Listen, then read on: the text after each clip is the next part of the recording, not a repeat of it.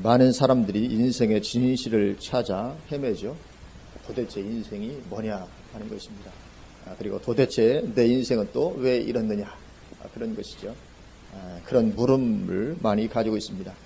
그러나 이 질문은 그리스도를 만나면 단번에 해결이 되게 되죠.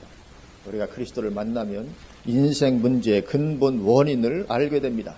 왜 인생에 이런 어려움과 문제가 오게 되고 나에게는 왜 이런 것이 오게 되는지 알게 되죠. 그리고 예수 그리스도께서 완전한 해결책이 되심을 알게 됩니다. 그래서 그리스도가 내 삶과 신앙의 모든 것이 되신다는 것을 발견을 하게 되죠. 그래서 우리가 다 그렇게 발견된 가운데 있기를 원합니다. 예수 그리스도는 내 삶과 내 인생, 내 신앙의 모든 것이 되시는 분이시다. 그렇게 발견할 수 있기를 원하고, 그러나 그리스도를 만나지 않으면 인생의 문제는 영원히 해결될 수가 없는 것이죠. 실로 예수 그리스도는 모든 것이 되신 줄로 믿습니다. 그래서 로마서 10장 4절은 이렇게 말씀합니다. 그리스도는 모든 믿는 자에게 의를 이루기 위하여 율법의 마침이 되시니라. 그렇게 말씀합니다. 모든 믿는 자에게 의를 이루기 위하여, 예수 그리스도를 믿는 모든 사람에게 의를 이루기 위하여 예수님은 율법의 마침이 되신다. 이렇게 말씀합니다. 구약의 율법이 얼마나 복잡합니까? 우리에게 요구하는 것이 수없이 많습니다. 그래서 이 구약의 율법의 요구를 우리가 다 감당할 수 없습니다. 감당하는 것이 불가능하죠.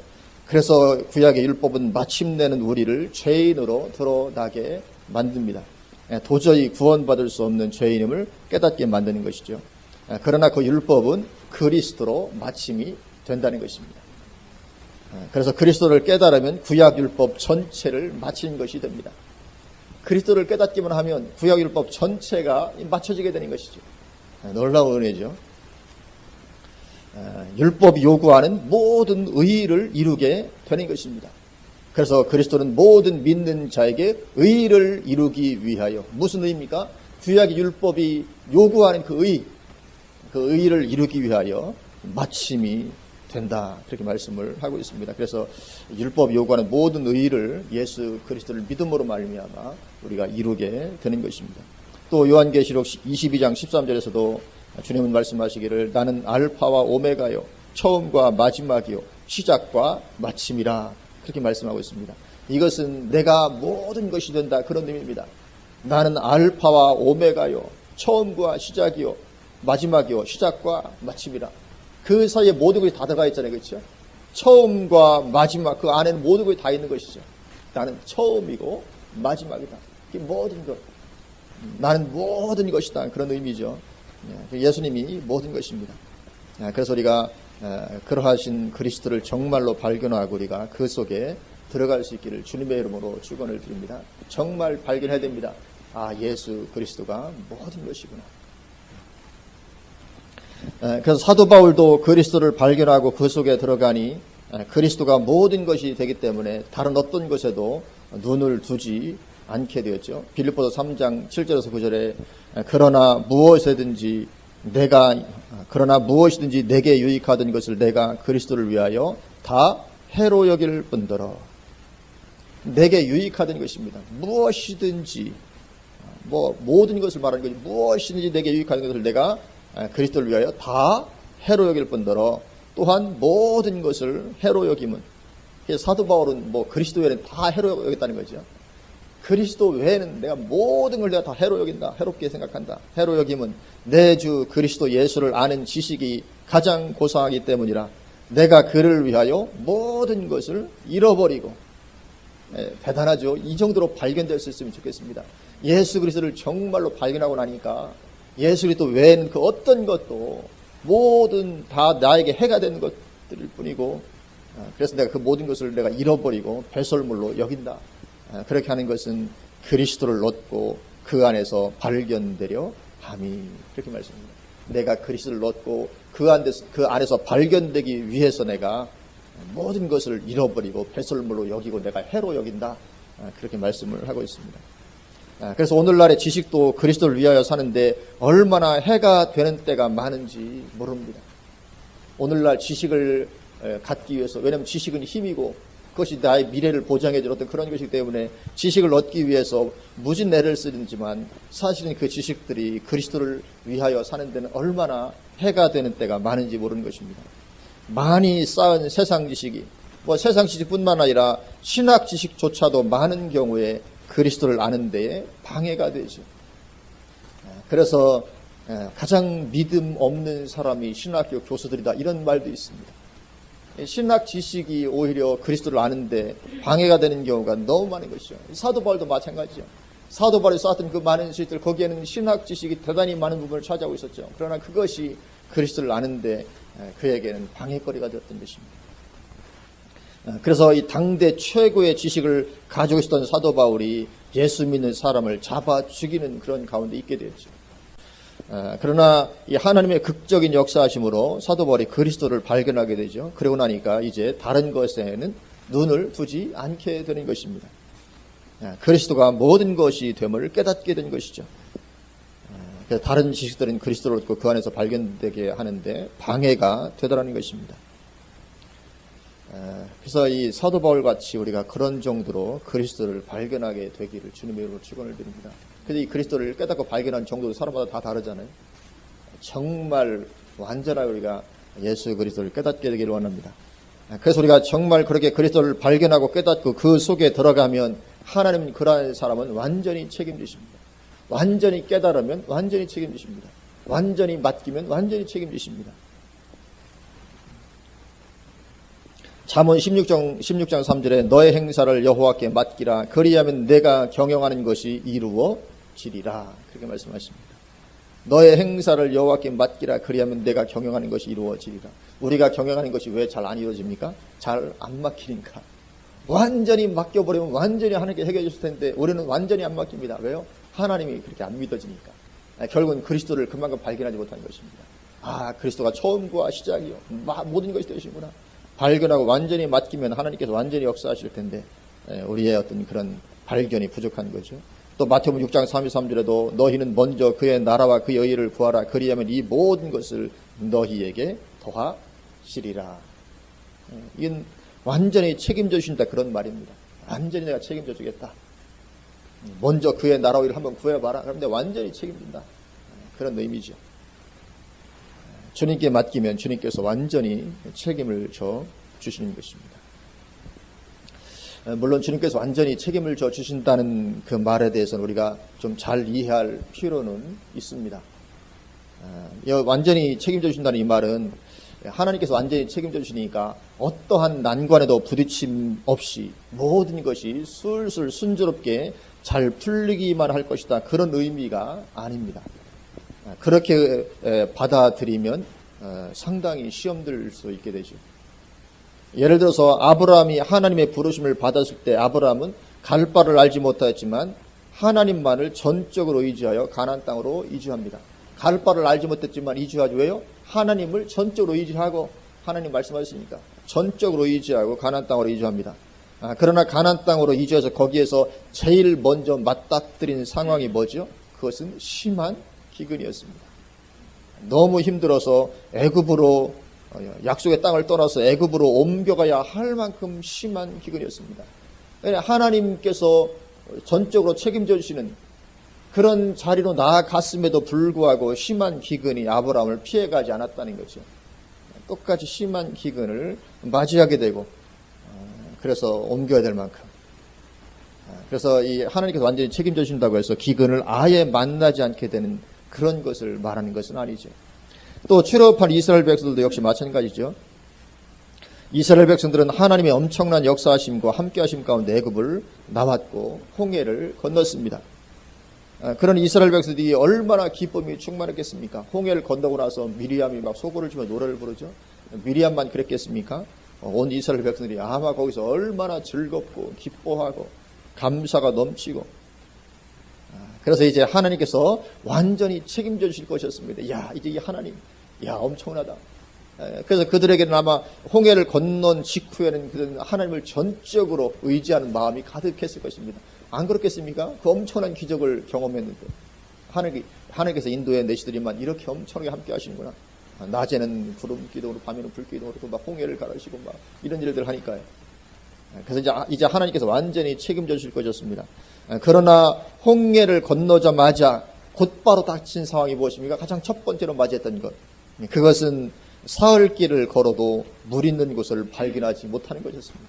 아니, 홍해를 건너자마자, 이 말하자면 홍해가 우리의 구원 사건을 예표하는 거기도 하잖아요. 이제 드디어 이제 하나님 전적으로 이제 만나 전적으로 신뢰하고, 이제 하나님만 따라가는데, 막바로 닥친 상황이 뭐냐면 물이 없는 것입니다.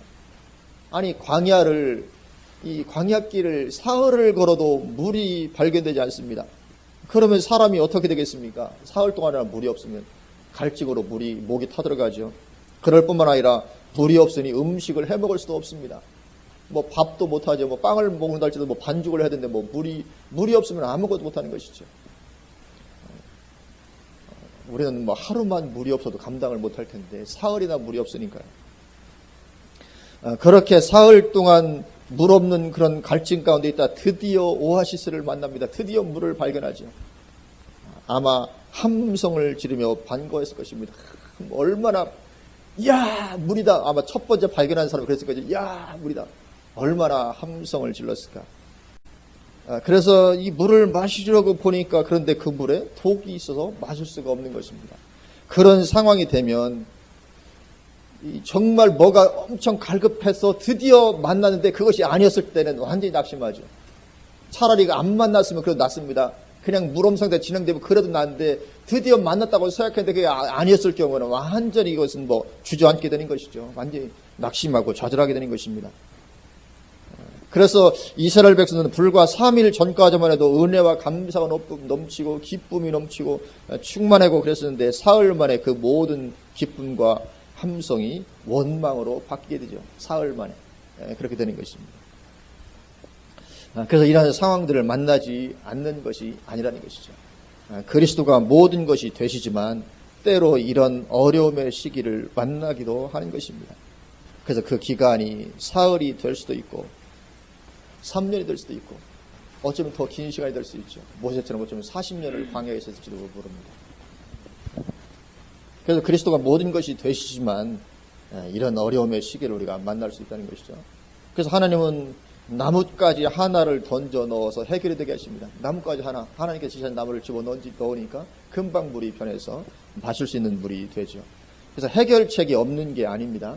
하나님은 나뭇가지 하나로도 순식간에 해결할 능력을 가지고 계십니다. 그래서 우리가 살아가면서 주님을 전적으로 의지한다 할지라도 어려움을 만나게 되는데 그러나 그럼에도 불구하고 결국은 예수 그리스도로 말미암아 완전한 해결이 이루어지고야 마는 것인 줄로 믿습니다. 그래서 우리가 이러한 하나님의 일하심에 대한 오해만 없다면 그리스도는 우리 삶과 신앙의 모든 것이 되신다는 것을 분명히 우리가 깨닫게 되는 것입니다. 그리스도는 뭡니까? 알파와 오메가 되십니다. 처음과 마지막이요 시작과 마침이 되시는 것입니다. 모든 것 처음부터 끝까지 그 모든 것이 되시는 분이 그리스도십니다. 모든 것의 주권자가 되시는 것이죠. 그리고 그리스도인은 그것을 발견한 사람입니다. 교회만 왔다 갔다 하는 사람이 그리스도인이 아니고 정말 그리스도가 모든 것이 된다는 것을 발견한 사람이 바로 그리스도인인 것입니다. 그래서 우리는 이제 오직 그리스도를 구하는 것이죠. 지난주 우리가 말씀드렸던 말씀처럼 여호와와 그의 능력을 구할지어다 그의 얼굴을 항상 구할지어다. 그래서 항상 하나님을 구하는 것입니다. 항상 하나님을 구하고 그의 능력을 구하고 그의 얼굴을 구하고 늘 하나님을 구하는 것입니다. 왜요? 하나님이 모든 것 되시니까요.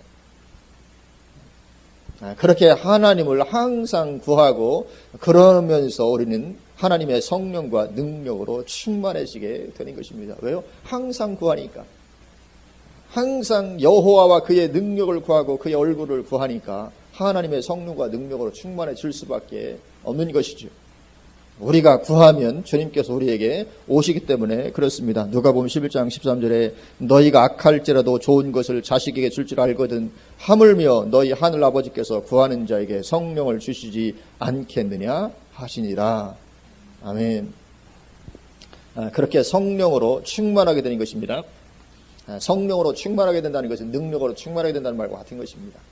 오직 성령이 너희에게 임하시면 너희가 권능을 받고 성령 충만하고 능력 충만합니다. 그리고는 그리스도를 전하는 거죠. 그런 어떤 은혜를 가지고 그리스도를 전하는 삶을 사는 것입니다. 바로 그리스도입니다. 물론 성령으로 받는 그 능력의 정도는 사람마다 다 다를 수 있습니다.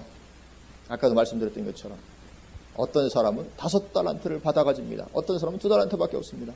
어떤 사람은 1달란트만 주시기도 합니다. 하나님께서 어떤 사람은 1달란트 줄 수 있어요. 우리가 성령을 구한다고 해서 그 능력을 똑같이 주시는 것은 아닙니다. 하나님께서 분량대로 나누어 주십니다. 그래서 이 빌라델비아 교회에게 주신 말씀 우리가 이것을 기억해야 되는 것이죠. 우리 다시 한번 보면 계시록 3장 8절에 볼지어다 내가 내 앞에 열린 문을 두었을 때 능히 닫을 사람이 없으리라. 내가 내 행위를 아노니 내가 작은 능력을 가지고서도 내 말을 지키며 내 이름을 배반하지 아니하였도다. 그 능력이 작은 능력밖에 없었던 그 빌라델비아 교회였지만 그러나 그 작은 능력 가지고 그들은 시험 들지 않았습니다. 낙심하지도 않고 낭망하지도 않고 거기서 신실하게 주님 섬기고 주의 말씀을 지키며 그런 신실성을 나타내 보였습니다. 하나님께서 얼마나 기뻐하시는지 하늘 문을 활짝 열어버리십니다. 그래서 우리는 큰 능력을 사모해야 하지만 그런 능력이 없더라도 낙심해 있지 말고 믿음으로 달려가는 삶을 살아야 될 줄로 믿습니다. 저부터 그래야 될 줄로 믿습니다. 하여튼 제가 이런 부분들을 좀 말씀하시는 것 같아요. 이 작은 능력밖에 없더라도 달려가야 되는 그런 부분들. 그렇게 우리는 하나님과 하나님의 능력을 구하고 주의 얼굴을 항상 구하면서 그리스도를 증거하는 것입니다. 사도행전 4장 20절에 우리는 보고 들은 것을 말하지 아니할 수 없다 하니, 보고 들은 것을 말하지 아니할 수 없다. 다른 말로 우리는 그리스도를 증거하지 아니할 수 없다. 아무리 조롱이나 박해가 닥쳐도 말하지 않을 수가 없는 것입니다. 누가 비웃든 누가 조롱하고 누가 박해를 하든 우리는 말하지 않을 수 없다. 우리 그리스도인인 것이죠. 예레미야도 그랬죠. 예레미야 20장 9절 내가 다시는 여호와를 선포하지 아니하며 그의 이름으로 말하지 아니하리라 하면 나의 마음이 불붙는 것 같아서 골수에 사무치니 답답하여 견딜 수 없나이다. 우리가 때로는 어떤 조롱을 받고 박해를 당하면 잠깐 그런 생각이 들 수 있잖아요. 이제 하지 말아야 되겠다. 근데 그런 마음을 먹으면 속이 견딜 수 없는 거라는 거죠. 정말 진정한 그리스도는 그 안에서 성령께도 가만두시지 않는 거죠. 진정한 그리스도인입니다. 그래서 또 나가서 전하게 되는 것이죠. 그리스도가 모든 것이 되심을 발견한 사람들의 자연스러운 반응입니다. 그래서 기꺼이 주님의 증인된 삶을 살아가는 것이죠. 그래서 우리가 예수 그리스도를 그렇게 발견하게 되시기를 주님의 이름으로 축원을 드립니다. 어떻게 해요? 예수님이 모든 것 되신다. 내 인생의 모든 것 되신다. 그래서 나에게는 오직 예수 그리스도 한 남편만 있는 것입니다. 그게 바로 신앙입니다. 한 남편만 있는 것, 그게 바로 신앙입니다. 오늘 본문 2절이죠. 오늘 본문 2절 내가 하나님의 열심으로 너희를 위하여 열심을 내노니 내가 너희를 정결한 처녀로 한 남편인 그리스도께 드리려고 중매함이로다. 내가 너희를 정결한 처녀로 한 남편인 그리스도께 드리려고, 한 남편, one husband, 한 남편, 그렇게 말씀하고 있습니다. 오직 그리스도 한 분뿐인 것이죠. 그리고 사도 바울은 성도들이 그렇게 한 남편만을 사모하는 정결한 신부가 되도록 하는 그런 일에 헌신한 사람입니다. 이 중매쟁이 역할이죠. 성도와 그리스도 가운데 서서 내가 너희를 정결한 처녀로 한 남편인 그리스도께 드리려고 내가 중매하는 그런 사람이라. 그렇게 사도 바울이 일을 하고 있습니다. 그런데 그 일이 그렇게 잘 되지만은 않는 것입니다. 잘 되면 좋을 텐데 정결한, 정말 주님만을 바라보고 다른 데 소망 두지 않는 한 남편, 그러니까 그리스도 외에 다른 어떤 것을 내 마음에 두면 이건 한 남편이 아닌 것이거든요. 오직 예수님만 내 마음에 둬야지 예수님 외에 어떤 다른 우상을 둔다든지 아니면 세상에 어떤 사랑을 둔다든지 이것이 이제 말하자면 그것이 이제 우상이 되는 거, 한 남편이 그리스도를 한 남편으로 모시는 것이 아닌데, 근데 그 일이 그렇게 잘 되지는 않는 것이죠. 그래서 사도 바울이 염려하고 두려워합니다. 2절 끝부분도 보면 그러나 나는 뱀이 그 관계로 하와를 미혹한 것 같이 너희 마음이 그리스도를 향하는 진실함과 깨끗함에서 떠나 부패할까 두려워하노라. 이 사도 바울의 두려움이 있습니다. 정말 정결한 처녀로 한 남편 그리스도만께로 향하는 그런 신부를 만들어야 되는데, 근데 그게 안 된다는 거죠. 잘 그리스도를 향하는 진실함과 깨끗하면서 떠나 부패할까 두려워하는, 이 두려워하는 이유는 실제로 그렇게 되기 때문에 두려워하는 것이거든요. 실제로 그런 가운데 가니까요. 그리고 이 부패한 신부를 맞이할 신랑은 있을까요, 없을까요? 없습니다. 부패한 신부를 맞이할 신랑은 없습니다. 마음이 신랑만을 향해 있지 않고 다른 남자들을 향해 있는 신부를 맞이할 신랑은 없습니다. 하물며 모든 것을 꿰뚫어 보시는 주님께는 더욱 그러하죠. 사람은 속이고 신랑을 맞이할 수 있을지 모르지만 그러나 그리스도는 속이시는 분이 아니십니다. 그래서 이런 부패함 가운데 들어가면 결국은 버림받고 심판에 들어갈 수밖에 없는 것입니다. 그래서 사도 바울이 두려워하는 것이죠. 이 뱀이 간계로 하와를 미혹했던 때와 마찬가지라고 말씀을 하죠. 아담과 하와도 오직 하나님을 향하는 그 진실함과 깨끗함 가운데 있어야 되는데, 역시 아담과 하와도 오직 한 남편, 정말 하나님을 향해서 진실함과 깨끗함 가운데만 있어야 되는데 거기에서 떠나서 사탄을 따르는 부패함에 빠지게 되죠. 거기서 떠나서 이 사탄을 따르는 부패에 빠지게 됐을 때 거기에는 즉각 심판이 다가왔습니다. 즉각 심판이 다가옵니다. 에덴 동산은 떠나가 버리고 영원한 지옥의 형벌이 인류 가운데 임하게 되었지요. 네, 그런 것입니다.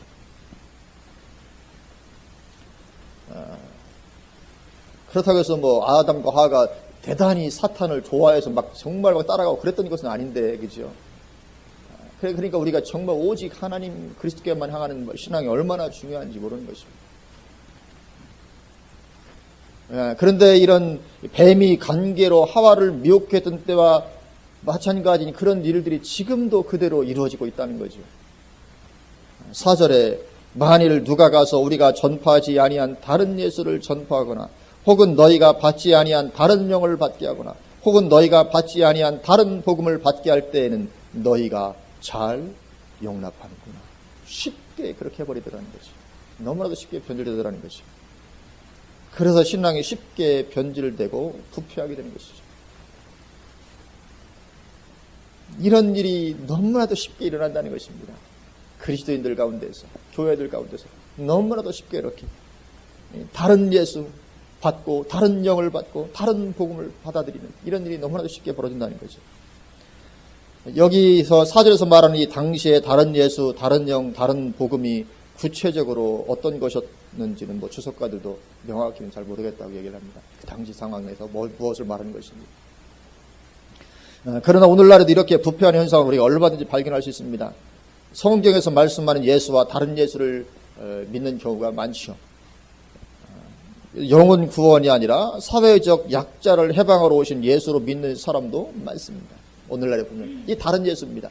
예수님은 영혼을 구원하기로 오셨는데, 아니, 예수님 오신 것은 가난한 자, 사회적 약자를 구원하고 해방시키러 오신 것이다. 예수님은. 그래서 영혼 구원보다는 오직 인권운동에 헌신하는 사람들이 교회 안에 얼마나 많이 있습니까? 오직 인권운동에 헌신하는 것이요. 그래서 전도, 개종전도 하지 마라. 전도하지 말고 사랑이나 실천하고 그렇게 하자. 이런 다른 예수를 믿는 사람이 오늘날 참 많이 있습니다. 심지어 예수님은 동성애자의 인권을 위해 오신 분이라 그렇게 믿는 사람조차도 있어요. 이런 인권.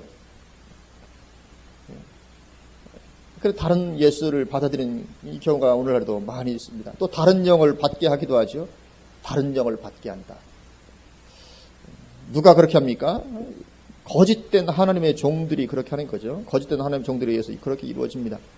그래서 성경은 영이라고 다 믿지 말아라. 그렇게 말하죠. 영이라고 다 믿지 말아라. 그래서 오늘날 다른 영을 받게 하는 경우도 얼마나 많이 있는지 모릅니다.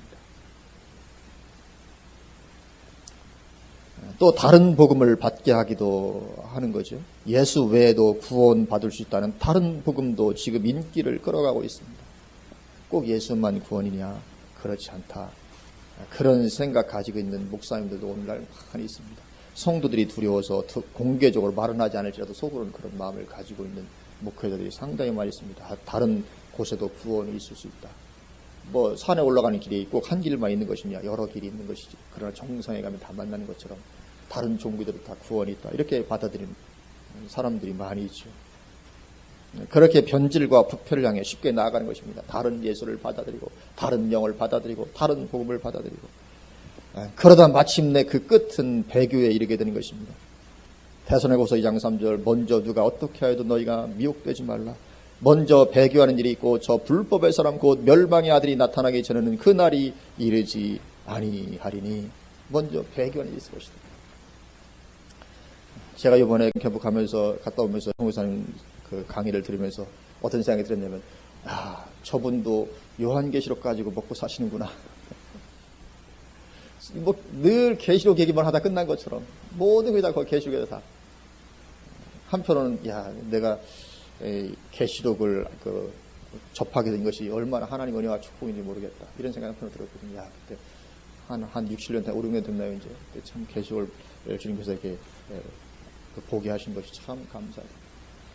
그래서 이제 제가 이렇게 계시를 공부하면서 깨달은 거하고 선교사님이 말하는 거하고 틀린 부분이 거의 없이 일치를 하더라고요. 거의 90% 이렇게 이상. 이게 결국은 배교를 향해서 나아가는 것입니다. 그렇게 변질이 쉽게 이루어지는 것입니다. 누가 그 일을 벌입니까? 그 존재가 누굽니까? 당신은 거짓 사도와 거짓 선생들이었습니다. 그래서 오늘 고린도후서를 통해서 사도 바울이 이 고린도 교회를 그렇게 미혹하는 거짓 사도와 거짓 선생들에서 신랄하게 이렇게 비난을 하고 있는 것이거든요. 그들 거짓 사도, 거짓 선생들이 교회 안에 침투해서 그런 일을 벌이는 것입니다. 지금은 누구겠습니까? 지금은 거짓 목회자와 거짓 사역자들이죠.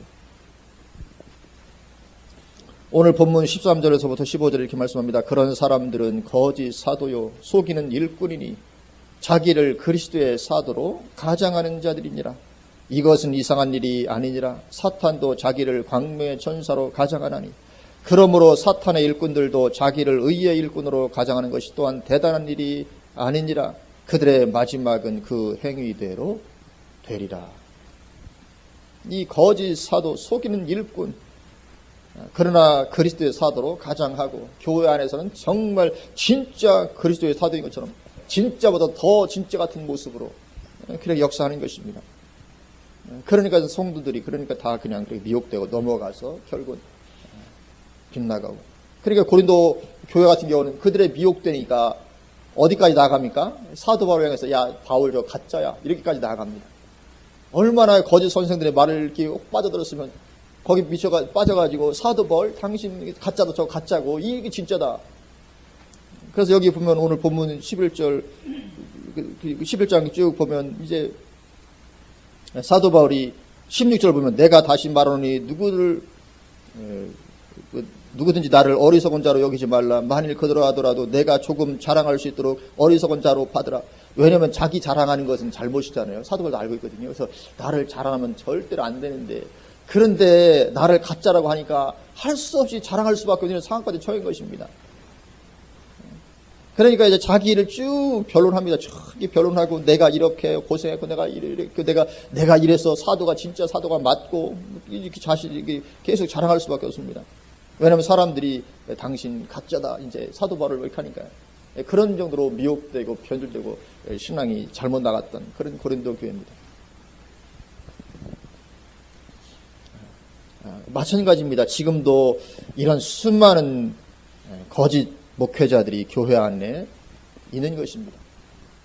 그래서 신앙을 변질시키고 부패하게 만들고 있는 것이죠. 그처럼 우리 신앙이 얼마나 그렇게 쉽게 부패하게 될 수 있는 것인지 모릅니다. 고린도 교회처럼. 고린도 교회도 그렇게 심각해져 가고 있었습니다. 근데 고린도 교회뿐만이 아닙니다. 갈라디아 교회도 그랬죠. 사도 바울이 갈라디 교회를 향해서 아니 다른 복음은 없는데 너희들이 왜 그렇게 쉽게 그 다른 복음에 빠져 들어가느냐. 내가 전한 복음 외에 다른 복음을 전하면 누구랄지라도 다 저주를 받을지어다. 이 갈라디 교회도 쉽게 변질됐습니다. 어떤 교회들입니까? 그 위대했던 초대교회들이죠. 아니 그 위대했던 초대교회들이 그렇게 쉽게 신앙이 변질된 것입니다. 그래서 에베소 교회는 촛대를 옮기시겠다는 말씀을 들었고 라오디게아 교회는 토하여 내치시겠다는 말씀을 들었고 사대 교회는 이름만 살아야지 실제로는 죽은 교회라는 그런 말씀을 들었습니다. 어떤 교회들입니까? 몇십 년 전만 해도 다 위대한 초대교회죠. 불과 몇십 년 전만 해도 대단히 위대한 교회였었는데 그렇게 속히 참된 신앙을 떠나버리고 심판이 그 위에 오락가락하는 그런 가운데 들어가 버리게 되고 말았던 것이죠. 우리 신앙을 자신하면 안 됩니다. 선주로 생각하는 자보다 넘어질까 조심하라. 우리가 얼마나 신앙이 쉽게 변질되는지 모릅니다. 그래서 하나님은 그런 초대교회에 극심한 환란이 몰아치게 하셨죠. 이 초대교회 시절에 닥쳤던 그 환란, 하나님이 허락하시지 않으면 닥치지 않습니다. 근데 하나님이 허락하십니다. 극심한 환란을 몰아치게, 만약에 환란 없었다면 그냥 즉시로 변질돼 버리고 말았을 거라고요. 하나님은 환란이 몇백 년간을 몰아치게 하십니다. 그래서 그나마 신앙이 유지될 수가 있었죠. 그나마 환란 가운데 신앙이 유지될 수가 있었는데, 그런데 313년에 이제 이 콘스탄틴 대제에서 기독교가 로마의 국교가 되어서 환란이 없어지죠. 어떻게 됩니까? 환란 없으면 어떻게 됩니까? 당연한 것입니다. 급속히 참된 신앙에서 떠나서 중세 카톨릭이 된 거죠. 그렇게 되는 것입니다. 그래서 참된 신앙이 되기 위해서는 환란을 피해갈 수가 없습니다. 이 마지막 때 환란이 올 수밖에 없습니다. 신부 신앙 가지도록 하기 위해서는. 그래서 이 중세는 한 남편 신앙에서 떠난 시대였습니다. 한 남편 신앙에서 떠나서 그 안에 예수 그리스도 없이 다른 것들로 가득 찬 시대. 이 중세 시대입니다. 중세 시대에 하나님의 교회에 또는 성도들이라고 하는 사람들 그 마음에 예수 그리스도가 이렇게 있었겠습니까? 아니죠. 다른 것들로 가득 찬 그런 시대였습니다. 그리고 이처럼 신앙이 변질되고 부패하게 되었던 데에는 교회 안에서 이 광명의 천사처럼 일하는 사탄의 일꾼들이 있었던 거죠. 그리고 이런 사탄의 일꾼들은 지금도 무수합니다. 역사는 반복되는 것입니다. 뿐만 아니라 더욱더 심화되는 것이죠. 마지막 때니까요. 반복될 뿐만 아니라 더욱더 심화됩니다. 그래서 이 배교할 수밖에 없을 만큼 그렇게 되는 것입니다. 그래서 이 분별력이 없으면 알아보지 못하는 것입니다. 왜냐하면 광명의 천사와 같기 때문에 분별이 안 됩니다. 바리새인들처럼 교회 안에서 최고의 존경을 받기 때문에 안 되는 것이죠. 분별이 어렵습니다. 바리새인들이 지옥의 판결을 받을 그런 사람들이지만 당시에는 교회에서 최고의 존경을 받았던 것이죠. 마찬가지로 마지막 때도 이런 거짓 선생들이 교회 안에서 최고의 존경을 받는 그런 가운데 있기 때문에 또 아주 유명한 목사님들일 것이기 때문에 분별하기가 어려운 것이죠. 그래서 참된 분별력이 없으면 알아보지 못하는 것입니다. 그래서 한 남편 신앙에서 떠나게 되고 마는 것이죠. 우리는 오직 한 남편만을 두어야 될 줄로 믿습니다. 예수 그리스도는 내 삶과 내 인생, 내 신앙의 모든 것이 되십니다. 정말 예수님이 모든 것이 된다는 것을 정말 깨닫게 되시길 원합니다. 이건 설교로 깨달아지지 않습니다. 듣고 정말 정말 뭔가 깨달음이 와야 됩니다. 정말 진짜 예수는 그리스도시구나. 정말 예수는 모든 것이 되시구나. 정말 발견하고 깨달아야 되는 것이죠. 그게 참 신앙입니다. 그러기에 오직 예수님만 바라보며 예수님만 구하게 되는 것이죠. 그래서 내 안에 오직 예수님만 항상 가득하게 되는 것입니다. 그런 참된 신앙으로 충만하게 되시기를 주님의 이름으로 축원을 드립니다. 아멘. 기도하시겠습니다.